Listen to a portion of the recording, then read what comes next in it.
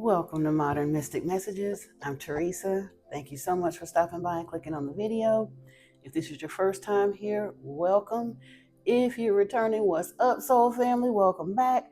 And I have to give a special shout out and a thank you to all the new subscribers that have come on board within the last 30 days or so. It's been an incredible outpouring of love. I appreciate you so very much. A lot of them have come in through the live stream, so they're not really familiar with my uploaded content yet, but we're working on it.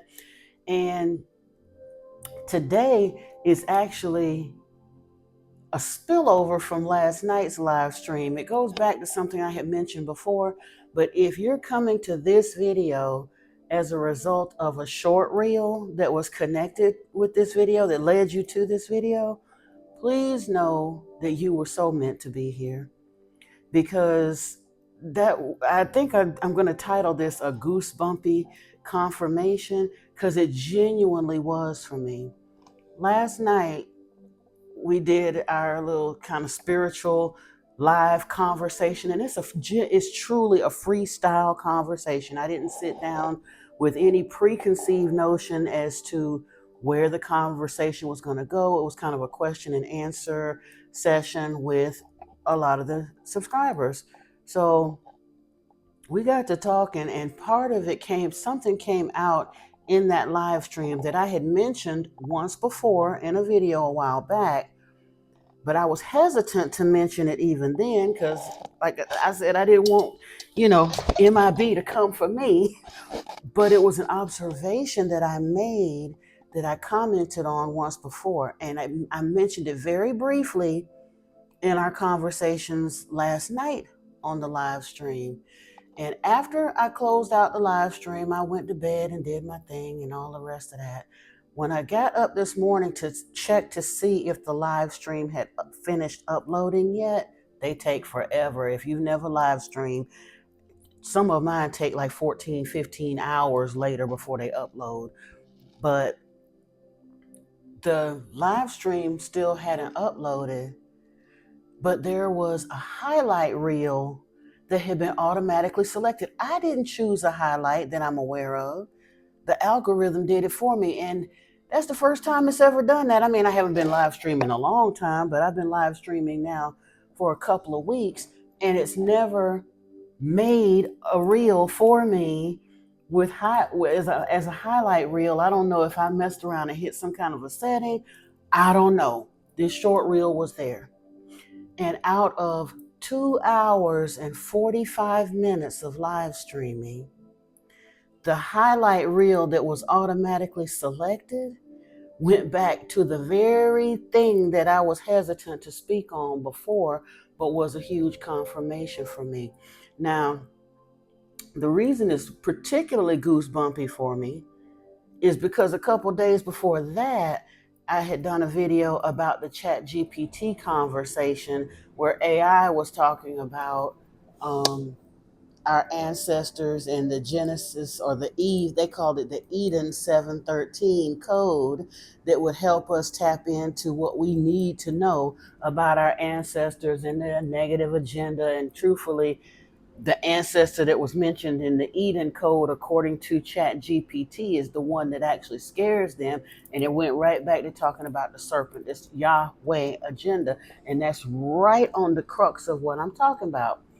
But the part that it brought out yesterday was, we were in the live stream, and there's always going to be people that come in and want to proselytize and the Bible thumpers, and I need to read the Quran, and I'm gonna go to hell, and I'm so wrong, and I don't know what I'm talking about, and none of this is real, and blah blah blah, all the things, you know. And it happened last night, and I wasn't angry or anything. So the moderators got rid of some of them. Some of them I tried to answer as kindly as I could, because here's the thing I noticed. Some of them I had blocked. I went through and cleared all of my blocks. And some of them same people are coming back. So they're talking trash, but they keep coming back. That means on some level, their heart or their spirit wants and needs to hear what we're talking about here. Even though our light irritates their demons, and they're still picking and hacking and being really ugly. Some of the stuff they say is real unkind, but it's okay because they need the information. But they were talking about the fact that none of this is real and we can't prove it, and all of this stuff when I was talking about going into the Sumerian text. And the comment that I'd made was about this book, because this is the thing that set it all off for me. And I had said to them, you may not believe this is real, but the government believes it's real. And the reason I know the government believes it's real is because, and this is why I hesitated to say it, but I'm gonna just go on out and say it because at this point, everything I'm getting ready to say is fact. It's not like I'm speculating about what actually happened. I'm only speculating a little bit as to the why it happened, but it's not a hard dot to connect when you know what you're looking at. We had a little thing called Desert Storm and that war in Iraq and Iran and all that stuff that's been brewing for the last 20 years or so. It started in 2001 with September 11th, that horrifying event that happened. There have even been people that have done movies and documentaries about that as to what really happened that day and who was really behind it. And some really ugly negative agendas were brought to the fore. But early in that conflict, I was watching the news at that time. Like I said, I don't watch a whole lot of television, but it was such an up in arms thing that, of course, people were tuned in to what was going on. And I watched some of it, and I was so aggravated when they were at the point of still giving like the daily body counts and fatalities and things during the war and all the rest of that. But one thing that I noticed that kind of set my teeth on edge during that time is the conflict started out with public enemy number one. You all know him, the tall dude with the dialysis machine and the long beard and the family with the big scary name, and it took them forever to find him and all of that. Everything they said, the entire excuse supposedly initially was they had to get public enemy number one, bin Laden, Osama. Had to get him. It was it was so bad that for a while nobody on this planet whose name was Osama could really go out anywhere without having people look at him crazy. I know because I was dating a dude named Osama right before it hit, and it wasn't good for him. And then all of a sudden, literally almost overnight, the focus changed. Even though they still hadn't found him, and eventually they went ahead and got him just because they said, but I'm not going to talk about all the whys and wherefores as to why it took so long to find him, because a 6'4" man dragging a dialysis machine through the desert should not have been hard to find. I'm just saying, but that's another story altogether. When the focus shifted off of bin Laden, suddenly, all of a sudden, overnight, they had to go get Saddam Hussein. They just had to get him. And that became the primary focus. And they literally spent 20 years in that country searching for weapons of mass destruction. We kept hearing about the weapons of mass destruction. I know everybody in the world was sick and tired of that. Either show us some weapons or shut the hell up. But that was all they was talking about for years. Never did find them. What do they have to do with this? When I started reading this book, I was like, oh my God. They want to sit here, people want to dismiss this like it was fiction. All of that, but guess what? This book was copyrighted. It was finished, I think the writing of it and the authentication of the translation of it, I want to say was completed in in like 1999, 96. I can't remember exactly what year they said that Sitchin finished the translation, but guess when the copyright on this book happened? I don't know if you can see it. 2002. Right about the time, the focus, like I said, the initial confrontation, the initial Big event happened in 2001 in September. This book was copyrighted in 2002, and by the end of 2002, maybe the beginning of 2003, the focus was shifted off of bin Laden and onto Hussein. Why, do you say? Because in this book, when they start talking about the Anunnaki wars and what happened here hundreds of thousands of years ago when the Anunnaki first came here and all the things that was going on when the first civilizations were done, Eridu and Sumer and those initial cities were made, there's a character in this book, the son of Lord Enki. His name was Marduk. He was, truthfully, he should have been Enlil's son, Yahweh's son, because the stuff he did, Marduk and his uncle, Yahweh, have very much the same similar sentiments towards Marduk wasn't quite as hateful towards humanity, but he was a nasty somebody when it came down to what he was willing to do to his own people and to others and the whole nine. And in a fit of jealousy, trying to keep one of his other cousins or whomever it was from getting too far, too powerful in this land grab they had going on and the push for power among the people that they had made.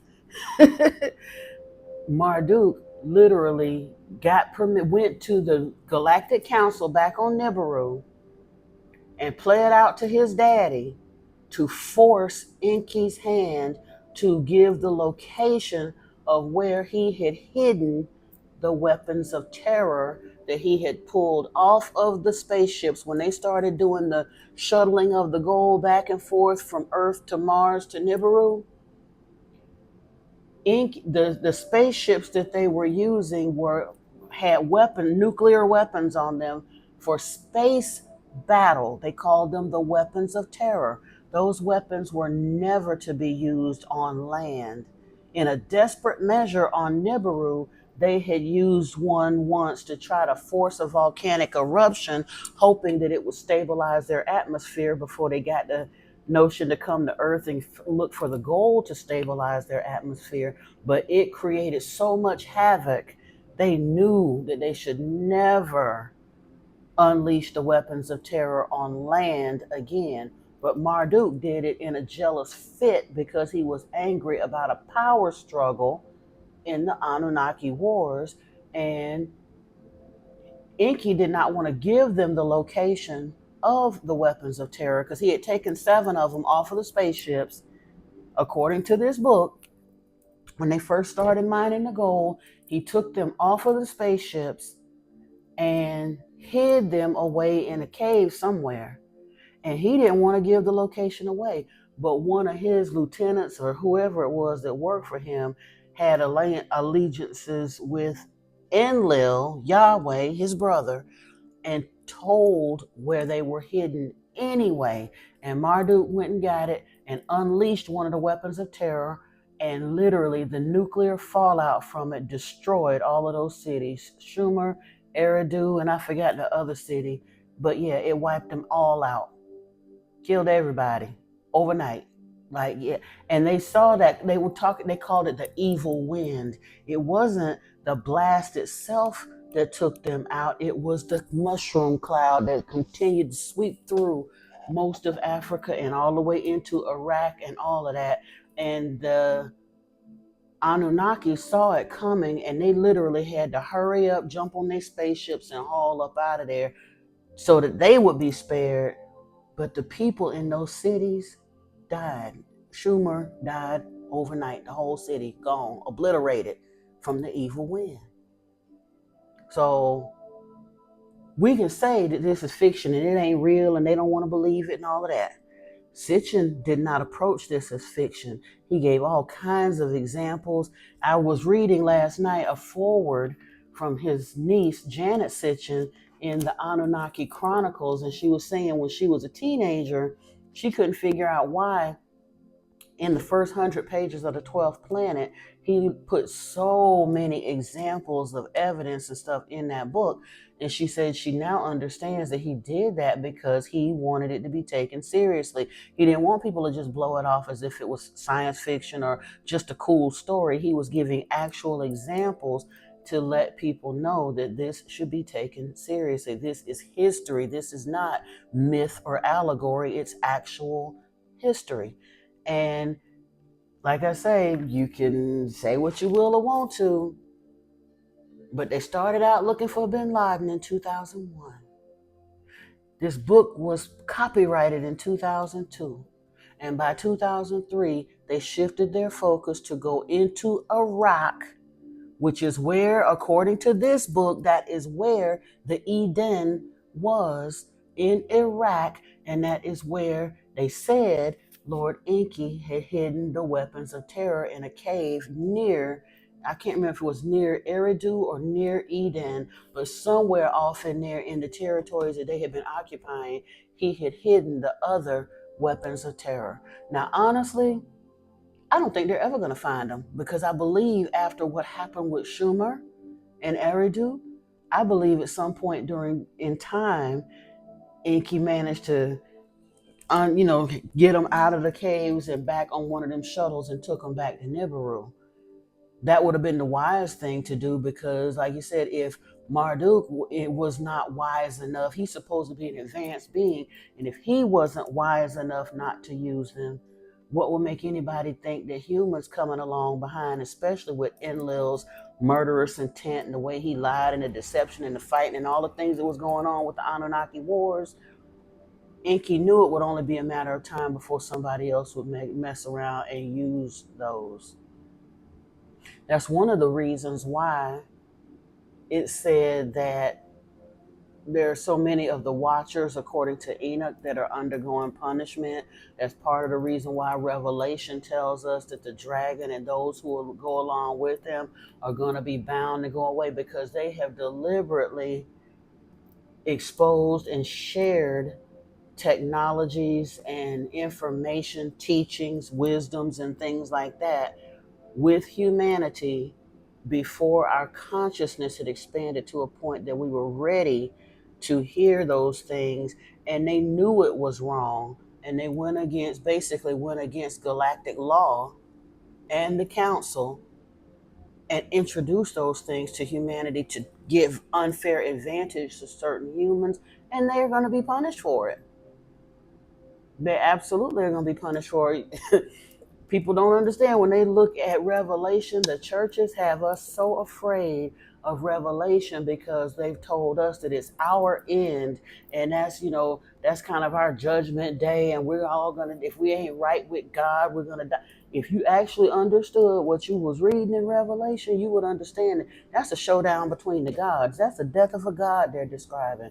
They said that the devil, the one called devil, or the dragon, the one called devil, and Satan is the one that's going to be bound in the lake of fire, and da da da da da, all that, and his minions along with him. And then in Revelation chapter 21, it describes another Elohim coming down from the sky with New Jerusalem shining like a jewel. And they describe it like a base camp. They're saying a new city, but it's a ship that's so big it looks like a city. But they describe a base camp for this benevolent Elohim to come in and right the wrongs that this nasty Elohim has been doing. The one that's been, they said that the dragon had been terrorizing humanity for thousands of years. They bound him up, and then they let him out for a short time, and then they took him down and they abyssed him. He's done, done, done. And then after that, a more benevolent Elohim, in my opinion, because the issue of sovereignty, Christianity would tell you that the issue of sovereignty is between Yahweh, Jehovah, and Satan, the devil. That's not exactly true, because Satan, the devil, is Yahweh, Jehovah. The issue of sovereignty in the Bible was between two Elohim, Enlil and Enki. And Enlil took a lot of credit for doing a lot of stuff that he did not do. the good things that Isis or Ninma, Isis, and Enki and Ningishzida Thoth had done and getting here to let us make man in our image and um, giving the covenant of the rainbow and all those sorts of things. Enlil took credit for it, but Enlil did not do those things. But Enlil did a whole lot of murder, death, kill, a whole lot of lying and deception, a lot of very ugly things with humanity all throughout the middle part of that book. So much so till it got to a point where it said there's a scripture in there that says the whole world is lying in the power of the wicked one. It's just Christianity would have you believe that Yahweh is not the wicked one. But they also tell you in that same book that the devil's, basically, I'm just paraphrasing now, but his greatest tool is his anonymity, to have people convinced that he does not exist. And that's exactly what they've done. They've given the playbook line by line, chapter and verse, but because they've genericized Elohim and replaced that with God in the singular, and they've convinced everybody that the Elohim, Yahweh, is wonderful and good, and that he was the one that sent Jesus to save us, when in truth, he's the one who helped orchestrate his death. But they put that spin on it and blinded the masses to think that Yahweh is good. Ain't nothing good about Yahweh. Yahweh ain't never been good in none of the pantheons that he was in. He wasn't good as Odin. He wasn't good as Zeus. He wasn't good as Baal. He wasn't good as Beelzebub. He wasn't good as Yah. He wasn't good as Dionysus. He has been showing his behind for hundreds of thousands of years on this planet, and according to the end of Revelation, he's going to be destroyed. And the peaceful Elohim is going to come in here and rule in peace. Go read it. It's right there. But anyway, I just had to comment on that because to me, anytime a government can take the information out of a book and use it, and they, of course, they're going to say they didn't read it and their decision to make battle, blah blah blah, over there had nothing to do with that. But the timing is way too coincidental, because as far as I know, Sitchin was the only one that had the unique background to accurately translate this particular document. And he was the one that was working on it. And it's just too coincidental that literally the moment he finishes translating this document and publishes this book, next thing you know, the shift of focus has changed. And now all of a sudden, because everybody wanted to know, where did you get this idea of weapons of mass destruction? Where do you get that? And they never could come up with an inkling of why they felt like Hussein had weapons of mass destruction. But this book describes weapons of terror, they call it, but same thing, weapons of mass destruction that were hidden somewhere in the caves. And that's one of the in my opinion, like I said, I'm only giving my opinion, but that's one of the reasons why they continued to look and dig and occupy that country for 20 years trying to find them. And they never did find them. But they understood that this isn't fiction, this is history, enough that they was willing to start a war and mobilize how many hundreds of troops and spend how many hundreds of millions and billions of dollars over 20 years. They done spent God only knows how many $billion over there looking for them, because they understood that if they got their hands on intergalactic off-planet technology, weapons like that, that one of them was able to take out damn near half of Africa, they understood that the country that hold them weapons would be a permanent world power as long as they had those weapons. So they went after them with a vengeance.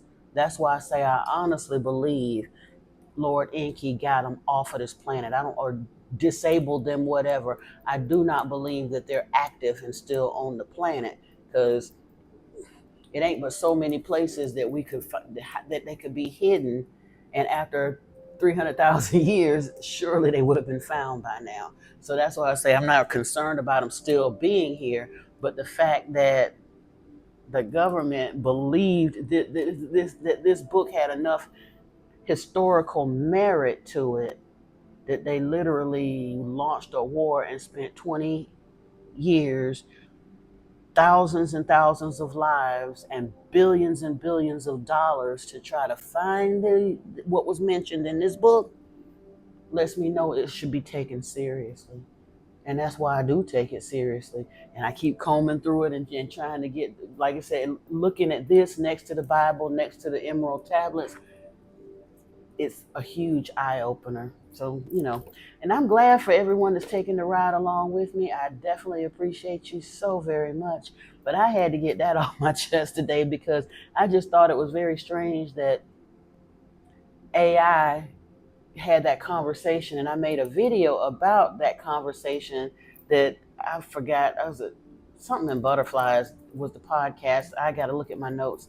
Somebody had mentioned the podcast that did that conversation with AI, but I did a video about it, and then less than 2 days later, AI basically delivers me a clip talking about the one little snippet that I had in almost 3 hours worth of conversation where I mentioned the validity of the book being indicated by them looking for the weapons of terror that were mentioned in this book. And again, we didn't talk about it for long on there. I literally only mentioned it maybe 2 minutes worth of conversation. And of all of the footage that was there, that's what the algorithm, AI, YouTube, or whomever decided it wanted to highlight as a reel. So I was like, screw it, I'm going to go with it because I didn't know if I could talk about it, but hey, if YouTube handpicked the information, then maybe I should go ahead on and mention it. AI is mentioning it, so yeah. But anyway, that's my time on that. We are going to get into the rest of the compendium of the Emerald Tablets here in a little bit. And I definitely hope that you'll join me a little bit later for the live session we're going to do. I did a little bit of homework and some reading. We're going to have a little Bible study today because it's time that people really start considering the nature of Yahweh. I've been talking a lot about Lord Enki because that's one of my main guides, and Yeshua and what Yeshua had to say. But we really need to go into the scriptures and actually look at Yahweh. People want to insist on serving him. Really look at who he is and the things that he's done and the things that he's co-signed. And of course, I can't cover everything. We ain't gonna sit here and read the whole Bible in one clip, but I had a lot of examples that came to mind as I was sitting down to prepare for that. And I actually looked up the scriptures, and we're gonna take our time and read through some of those accounts so we can get a better look at this being who declares himself God Almighty and has 3/4 of the planet bending their knee to him. We're gonna really take a look at the nature of Yahweh. So definitely, I hope you'll join me for that. In the meantime, in between time, soul family, thank you for joining me here today. If you wish to contribute to the channel, my Buy Me a Coffee link is on the homepage and on my About page, and your love offerings would be so greatly appreciated. I look forward to speaking with you later. I hope you'll take care of yourselves and each other. Peace and blessings to you. I love you so very much. Namaste.